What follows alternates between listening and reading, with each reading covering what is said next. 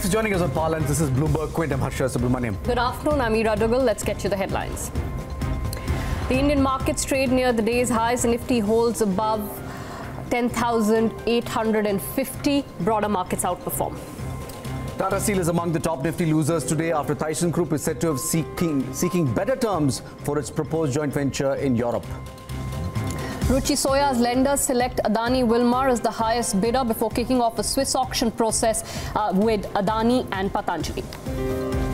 The government increases the carpet area for middle-income group affordable housing schemes by 33%.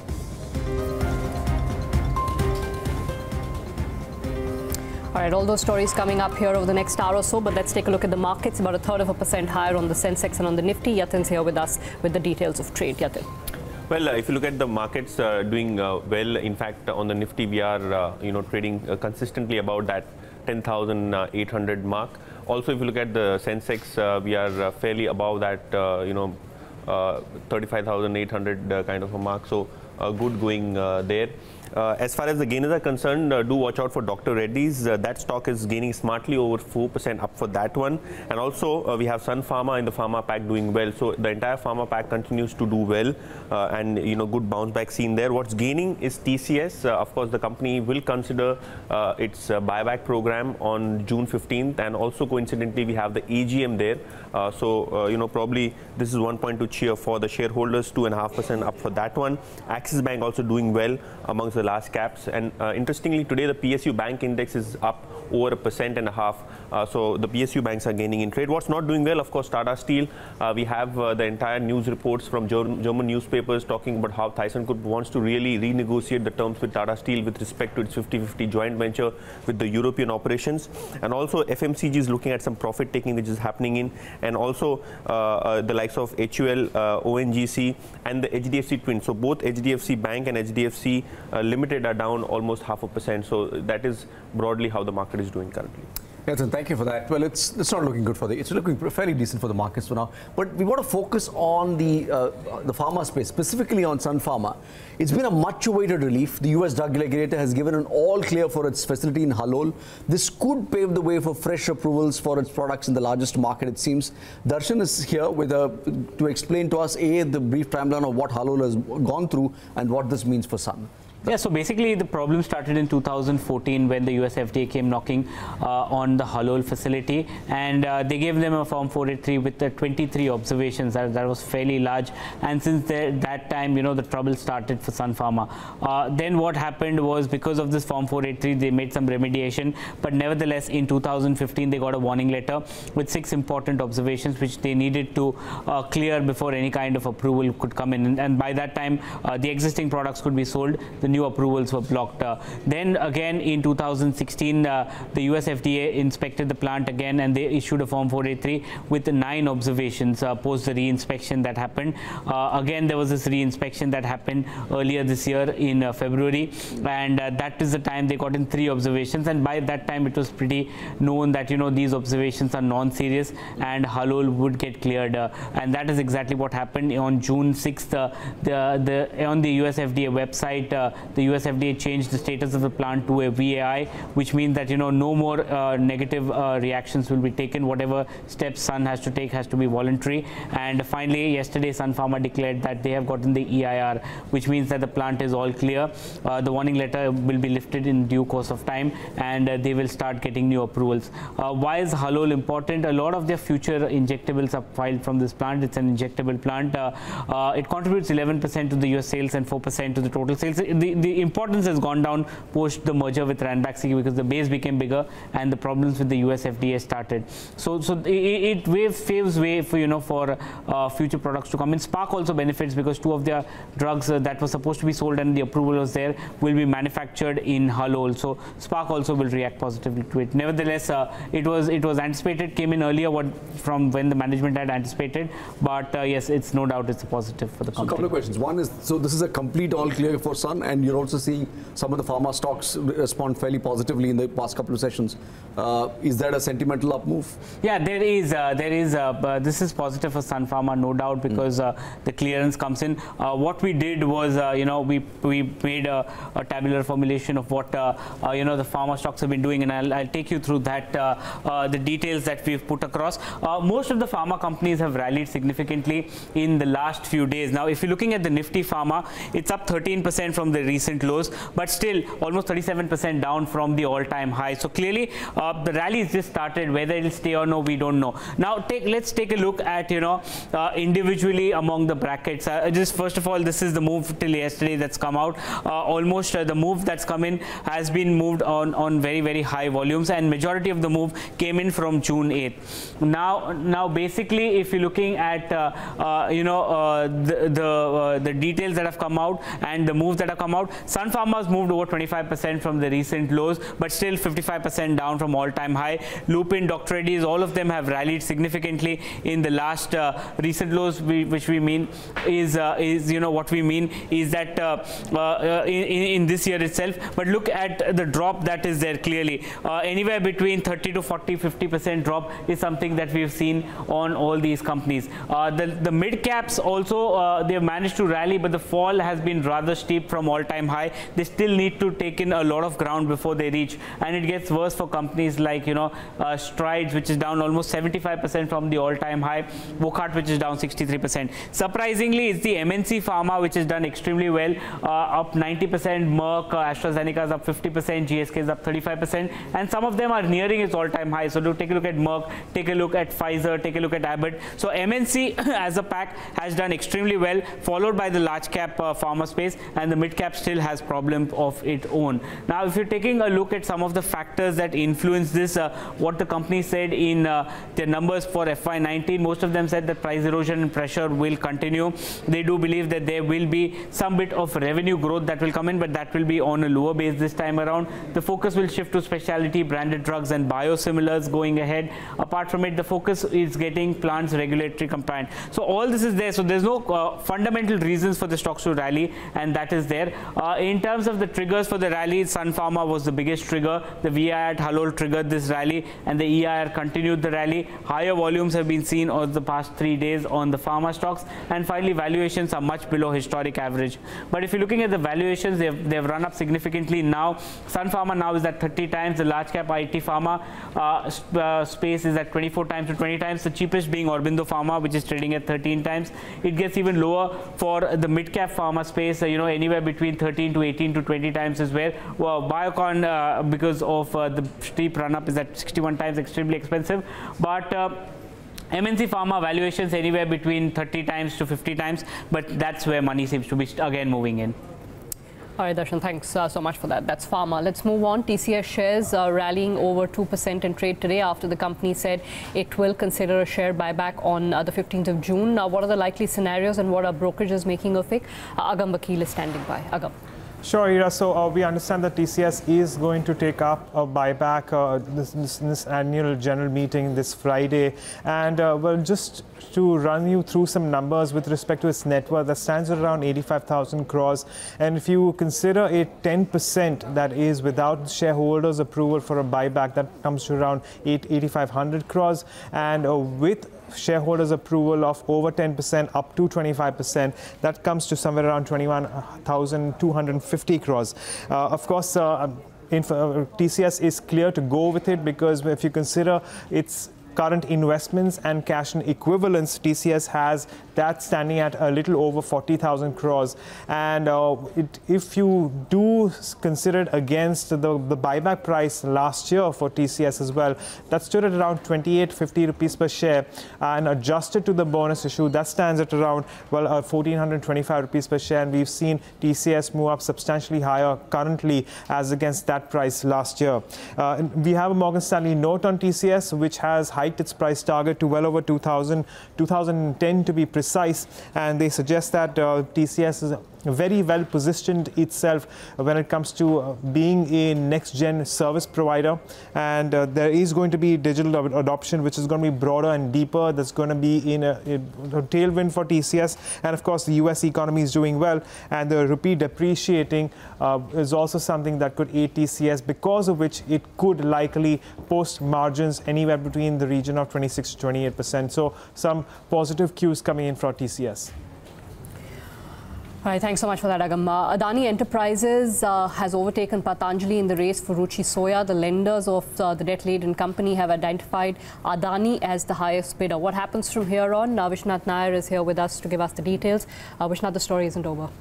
Story isn't over, yes, because Adani Wilmar, while has been identified as the highest bidder in this bidding process, Patanjali still has a chance to post a competitive bid.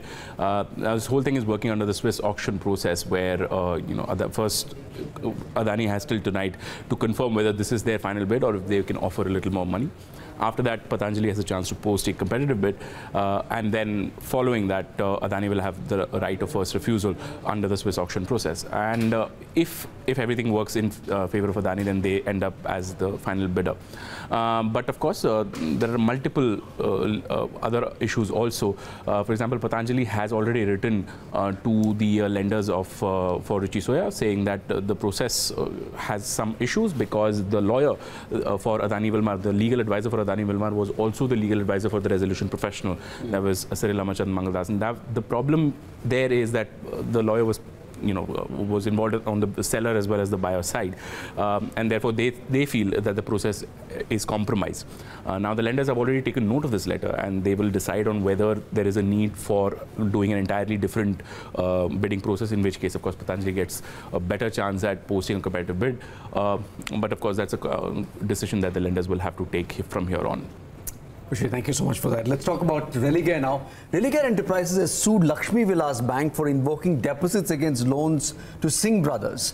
The non-banking finance arm, Religare Finvest, claims it was not party to any of these loans sanctioned against the deposit. Sajid is here to explain to us what the bone of contention really is, and this is comes as a bolt from the blue on a story which you just thought is getting settled. Well, it's getting settled, and now everything is going back to the promoters, because we have seen a lot of cash being taken away from the Religare Group companies and Fortis companies, and promoters have used either bank guarantees or FDs as securities for the loans which they have done.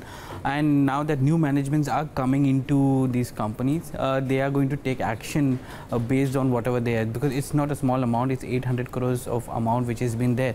The contention here is that its broking arm, which is an NBFC arm, which is Religare Finvest, had the deposits of nearly 800 crores in Lakshmi Vilas Bank, and these deposits were confirmed by the bank to the auditors in February, but immediately after that the bank came back to them saying that these deposits, even though they are there, they are held as security for a loan which has been given to the erstwhile promoters, which is Malvinder Singh and Shivendra Singh. The two companies which have borrowed this money.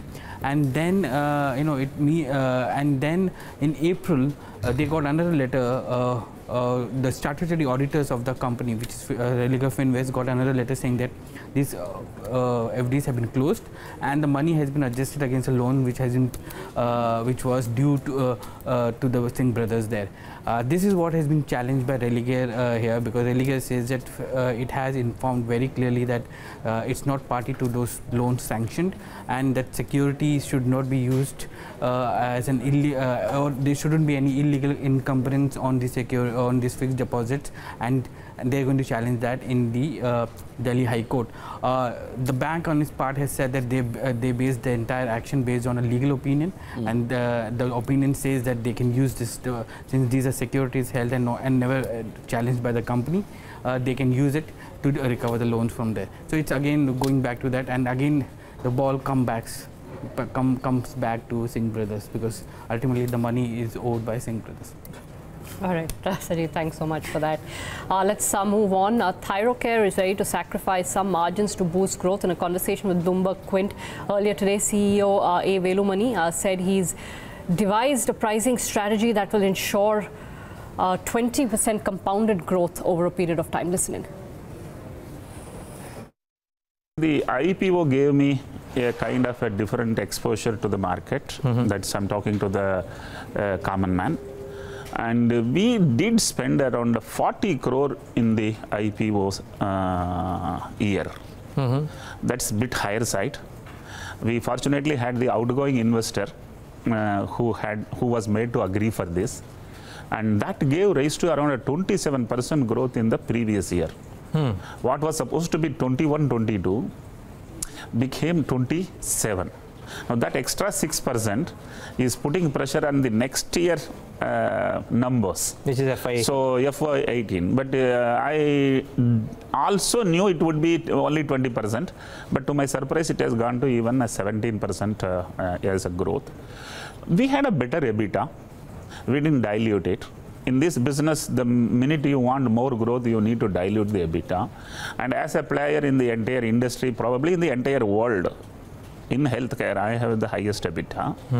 So I should be diluting that 2-3% this year, so that I get some 7-8% growth next year. Okay. We'll talk about that as well, but what shape and form would this dilution of EBITDA be? Would it be you reducing prices, because you are known amongst the people who brought about this low price facilities available for customers? So would you reduce prices lower, or would you step up your advertisement and promotional activities, which I think you stepped back a bit in the second half of FY18, if not wrong? See, my basket has some which are low profit profiles and high profit profiles. Obviously, Competition Guard has done some intense research. They've identified where this man is making more money, and they have all cornered it. See, let's look at business. Everybody is supposed to do research and find out how to price and how to grow. So around 10% of my profiles had a high profit. I'm going to dilute them this year. So overall, it will look that I am losing 2-3% of the revenue, but then I know where it to plug, and I have plugged them. There is a likelihood I have plugged them well, or there is a likelihood I have to plug it more, but then I have done some dilution in rates. So what impact could that have on your EBITDA from what it was at the end of FY18? I think Q1 will not have a better EBITDA and better growth, because once you dilute the rate, the top line also shrinks. Okay. So I think this Q1 I am not expecting any miracle. We're not looking at quarter. But by the year ends, it should be giving, if last year we closed at 17, this year it should be 5% more other than 17 plus 5. Okay, 20. but that's the top line.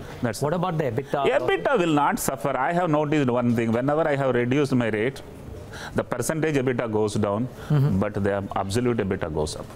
Interesting. So please correct me if I'm wrong, but there's this, I think, a BNK conference that you probably attended, and their note seems to suggest that you've guided to an EBITDA dilution of roughly 500 basis points YOY. Is that incorrect? Actually, I didn't attend. One of my manager attended. Okay. I have no clarity on how he has communicated. Okay. But I think we intend to dilute an EBITDA by 2-3% and bargain a 7-8% top line extra. Yeah, but you're also saying that there is a chance that the EBITDA dilution may not happen, because while you're guiding for it, higher business may bring back the EBITDA as well. Percentage EBITDA would be going down, absolute EBITDA will be going up. Yeah, but percentage EBITDA would correct by 200 to 300 basis points. Yes. Okay, fair call. So that is one. I remember our conversations when you came out with your IPO, Dr. Wilmar, and you used to mention that, investors may want to look at my business on a YOY basis, but if you look at your business over 5 years, you believe that the CAGR numbers would be about 25%. Your first answer when you said that the first year you did 27% and then you've done 17% means a CAGR of about 20-21%. Are we to assume that from the time of listing 5 years onwards, which is the next 3 years, combined, you would have a CAGR of about 20-25%? I think minimum should be 20, maximum should be 25. Okay. And the industry is highly, I would call as disrupted. With a lot of new players have come in. A lot of people have understood what is pricing. Earlier people were wrongly pricing. People also have understood what is B2B and B2C. People also have understood where volume comes, where value comes. So with all said and done, what I was doing was some guesswork and I was right. Now people know that what is right, and people are more or less easily calculating. So if I grow 20% CAGR, I should celebrate because the industry grows around 15-17%. But I have a reason to believe I should be able to pick up this year and do around 23-24 CAGR for another 3-4 years. Okay. One small question also. About a year back or year and a half back, you were talking about how you were buying a set of new machines in order to set yourself up for the next leg of growth after the diagnostics, pure diagnostics business, kind of matures and hits a bit of a plateau of sorts. Where are you on that? No, in the laboratory segment, we don't sense a plateau, truly plateau, but if a CAGR matches with that of the industry, that means plateau. Okay. So I believe it's around 3-4 years, it should be doing much better than industry. Having said that, we have invested in radiology, and radiology is supposed to help me to continue to grow the business profits as well as top line from the year 2022. Okay. Until that time, it is a lot of investments are going in. Okay. So I have a reason to believe my radiology would take over the driving of the top line and profitability after 2022. Okay. And one last question, Dr. Velumani. In the interim period, would you need to raise any kind of funds to fund this expansion? I think the company throws out 100 crores of almost PAT. With that in hand, I don't think I need any more funds. And in fact, we declare a 50% dividend because we do have very little requirement. I have a reason to believe for another 4 years, 5 years, we would not be looking at any fundraising, either debt or equity. Okay, that's Dr. Velumani from Thyrocare. Let's move on. Tata Steel is among the top Nifty losers today on the back of news that suggests that Thyssenkrupp Steel is renegotiating its deal with the Bombay headquartered company for its European operations. This comes when one of Thyssenkrupp's investors urged the company to rework the terms of the joint venture. Nikki is standing by with the details. Nikki.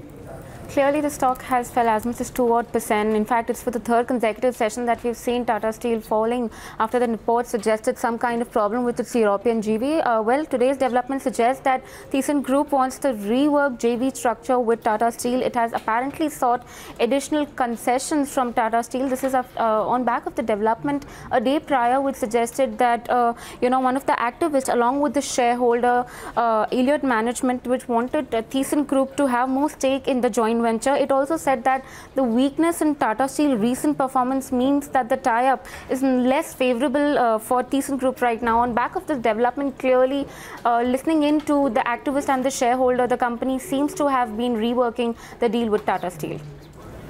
Thanks so much for that. Let's move on. India's copper imports are set to increase fourfold after the Tamil Nadu government shut down the country's largest smelter plant in Tuticorin. Abhishek Shankar of Bloomberg News joins us with more. Abhishek, how much did that plant contribute, and that will have to be filled up by imports? So roughly 40% of India's production was from the Sterlite smelter. Now, after the shutdown, about 1/3 of their production used to go for exports.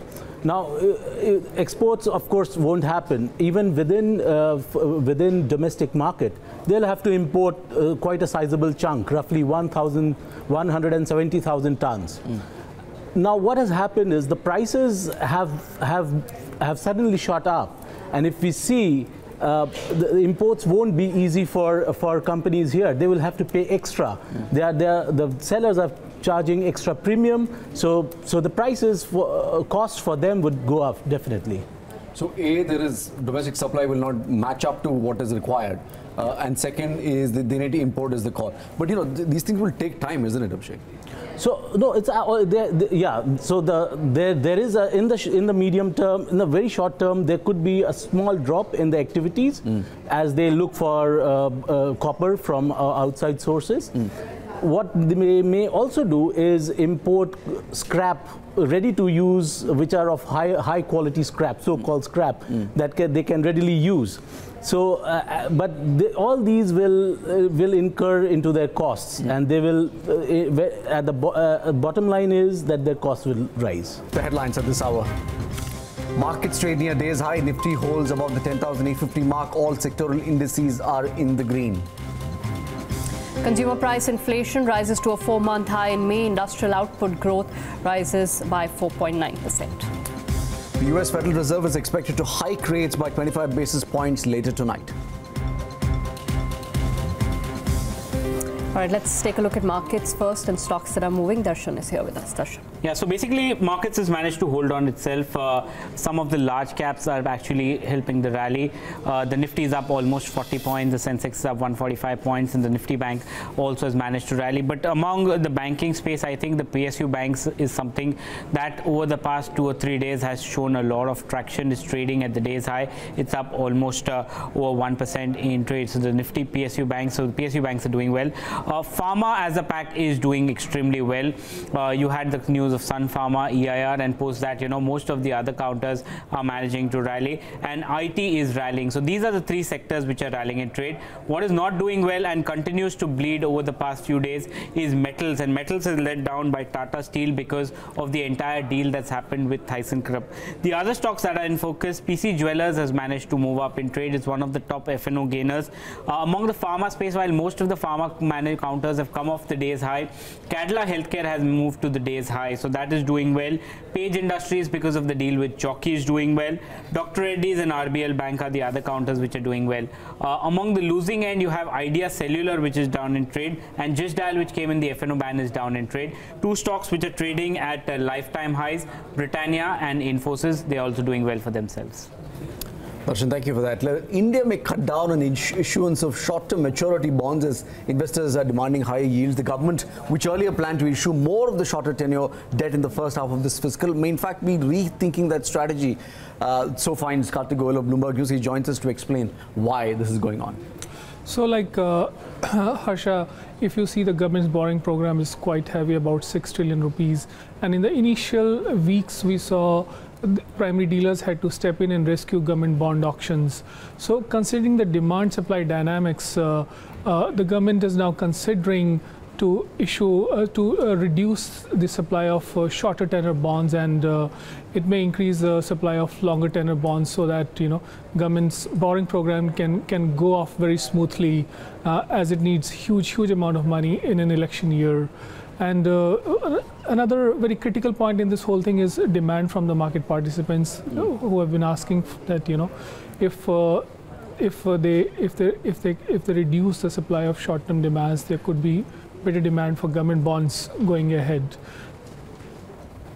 All right, Karthik, thanks so much for that. They've been going round and round in circles on that issue. Meantime, inflationary pressures are rising as anticipated by the Monetary Policy Committee.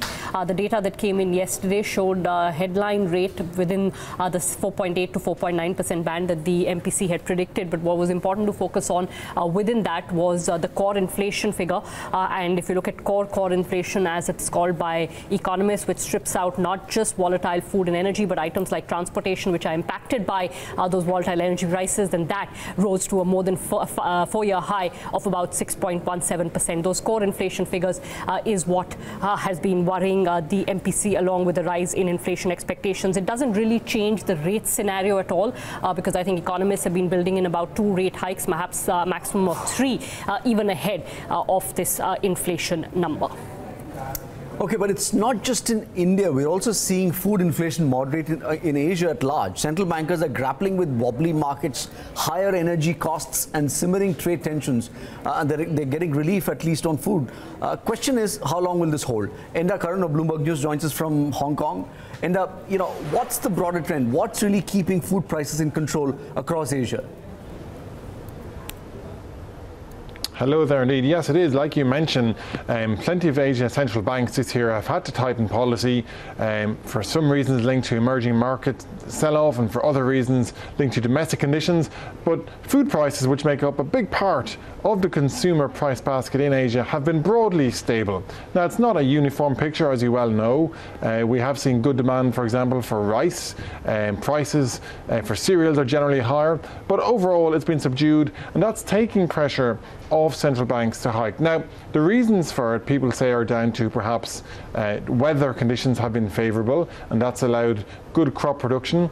And then on the other side, people point to structural reasons. For example, there have been investment in irrigation, in production, in storage, and in distribution capacities. And that means food in different parts of Asia is getting moved along quicker and faster and more efficiently than it has in the past. And that's helping keep prices down. Now, as always, there are idiosyncratic reasons too. In China, for example, where food makes up 30% of the inflation basket, the price of pork has been kept down this year because of a very heavy supply, and that's helping keep down overall food price inflation. So it's a mix of cyclical and structural, but economists are asking, how long can that last? And thanks so much for giving us that perspective. That's the Asian scenario on inflation, food inflation in particular, not very different from what we've seen here in India. Meanwhile, over in the US, a rate hike by the US Federal Reserve is almost a given later today. But economists polled by Bloomberg differ on the pace of hikes in the coming months. So remember, the Fed will be balancing inflation that's accelerated to the fastest pace in more than 6 years, and wage gains that remain relatively tepid. Kathleen Hayes of Bloomberg News summarizes. Are they going to push over that evenly divided 6 versus 6, saying 3 hikes or 4 hikes in total this year? Are the hawks going to carry the day, saying, we got to be prudent and move ahead before inflation rises? Or are the cautious doves going to say, no, you're going to be too restrictive, too fast, and mess things up? But I just want to put up several charts, our GTV library charts. The first one is looking at GDP growth versus core PCE, and I think it just simply states kind of the broad picture. You've got the latest reading of first quarter GDP up to 2.8%, but you still have the core PCE down around 1.8. This is supposed to move higher. Will this move higher as well? That's one of the things the Fed is considering. And of course, the problem is the economy is stronger, but wages aren't rising. So let's look at this one. Excuse me, we're going to look at this one. Unemployment versus wage growth. Unemployment down to 3.8%. Wage growth, average hourly earnings stuck are in this like 2.6 to 2.7% range. So bottom line, I think the tiebreaker is the Fed wants to make sure inflation gets sustained at 2%. I think that's the argument led by Jay Powell that may lead win the day for no change in the outlook. 3 hikes total this year. That's the expectation on the Fed. Back home in real estate, the government has thrown in a sweetener for the middle income group, hiking the carpet area for homes qualifying under the Pradhan Mantri or the Prime Minister's affordable housing scheme. Jayesh Kilani is back with us with some details on what the changes are. Jayesh. So, Asha, first and foremost, important to note what the change is, which has happened on the carpet area front and nothing on the subsidy front. Now, if you look at the middle income group 1 category, the carpet area has been increased from 120 square meters to 160 square meters, and the middle income group 2 category, that carpet area has been increased from 150 square meters to 200 square meters. Now, while this will help middle income house buyers and the sector in clearing the unsold inventory, it's important to note that what does the middle income group classification actually stand for. So the first category states that the annual income of or the annual household income of the buyer has to be in the range of 6 lakhs to 12 lakhs per annum, while the second category, the income should be in the range of 12 lakhs to 18 lakhs per annum. Also, looking at the subsidy, there's been no change over there. It stands at 4% interest subsidy on a loan of maximum of 9 lakh rupees for the first category, which translates to about 2.35 lakh rupees, and the second category 3% interest subsidy on a loan of maximum of 12 lakh rupees, which translates to subsidy of about 2.3 lakh rupees. Now, while I spoke with a lot of analysts and consultants, what they are of the belief is that while this will not have any impact on the metros and tier 1 cities, there is likely impact on the tier 2 and tier 3 and even the lower towns that we have, because over there is where you get the low ticket housing, and you have such big houses of close to 200 square meters. So no major impact coming in for the metros as such. Very quickly, what does this mean for demand? I know you said there's not much impact. Does the industry expect demand to pick up because of this move? Yes, Harsha, the industry is actually expecting demand to pick up because this is sentimentally positive, and it shows the vision of the government, in line with what they had actually introduced in the PMAY scheme. So this is a positive step in the right direction is what most of the industry is believing. Also note that, in November, once again, this classification or the carpet area had been increased. So originally it was at about 90 square meters, which was then brought to 120 and now stands at 150. And the other category also equally, that has been brought up. So sentimentally, definitely positive from the industry view. Okay, Jayesh, we'll leave it there. Thank you so much, Anil, for joining us with those details. Okay, we saved the best for the last on the show. Goldman Sachs has asked its clients to choose their playing 11 and manager for the FIFA World Cup 2018. The team has players from 6 countries under Joachim Low, the German manager who took Germany to victory last time around. Agam is standing by through that list. Any surprises? No surprises at all, Harsha, though I would suggest that a lot of these important players have been left out. So when it comes to Goldman Sachs, they have made a model team based on the poll they ran with their clients. And well, as usual, I'm going to start right at the top from behind with the goalkeeper. That's David De Gea. Now, this may be a surprise for a lot of people, considering a lot of expectations would be with Manuel Neuer coming in. But David De Gea has had an excellent season in Manchester United, and Manuel Neuer has been plagued with injury worries, and that's the reason why David De Gea makes it through. Let's move in and take a look at some of these defenders then. Let's start right at the back, starting with something like Marcelo at left back. There isn't a single team out there in the world that would be without Marcelo as right back, because he's had a solid season with Real Madrid. Next up, we have Mats Hummels, again from Bayern Munich. Well, Bayern Munich, as we all know, is one of the strongest teams in Europe, and well, Mats Hummels is one of the strongest defenders for Bayern Munich, and it's also one of the reasons we did see Germany win the World Cup last season. Sergio Ramos, fresh off the back of the win in Champions League, the UEFA Champions League, and possibly the leader when it comes at the back for Spain. Watch out for this one. It's going to be crucial.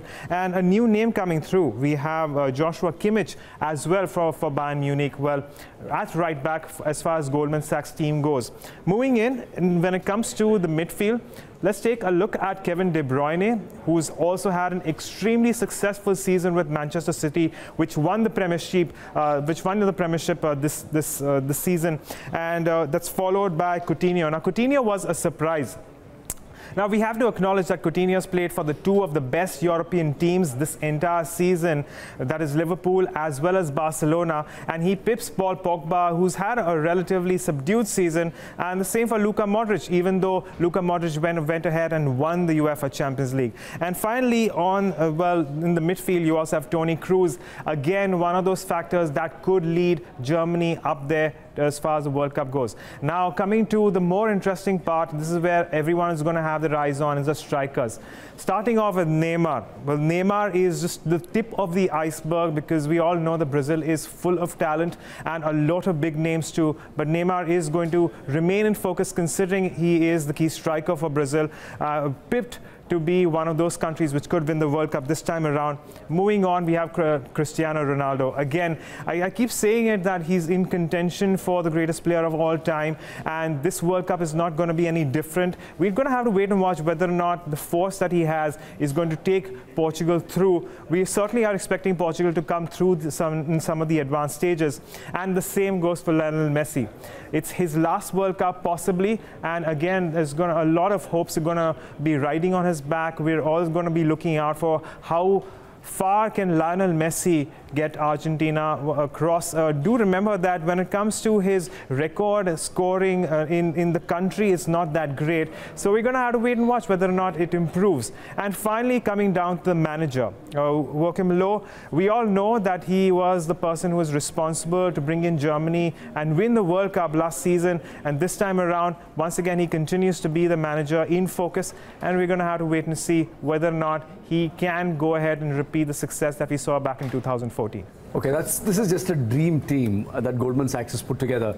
But the most important question in all of this is, who do they think will win the cup this time? Right. So, Harsha, yesterday we saw well, you know, some of these broking houses put Germany in front. Today, Goldman Sachs is putting Brazil ahead. But, you know, let's just go and build up to the finals. And let's start off the round of 16. Portugal, Argentina, Germany, and Colombia and England in this side of the round of 16. We have France in fray, Spain, Brazil, and Belgium, along with Poland. These are some of those countries that are likely to move into the round of 16. But what about the quarterfinals? Perhaps some surprises coming through. So we do have Portugal and Argentina playing one of those quarterfinals, and it'll be unfortunate because one of the very big teams will move out very early in the stage. And it's the same for Germany and England. Though between Germany and England, there is a very high likelihood that Germany will move in, despite the fact that England has much better players as compared to the last World Cup. Again, in this case, France and Spain, this is going to be another heartbreak here because we are going to see one very big team move out very early in the stages as soon as the quarterfinals. And of course, Brazil and Belgium, while Belgium has a very good team, we don't know if they're going to gel well together because it's full of stars. And that's where we could see Brazil come through. Based on that, what does it mean for the semi-finals? Let's take a look at that as well. So when it comes to the semi-finals, we are expecting France and Brazil to come through, and well, Portugal and Germany there. And eventually, it always boils down to Germany and Brazil. And in this case, Goldman Sachs suggests that the winner is going to be Brazil. I just want to mention one very interesting point here.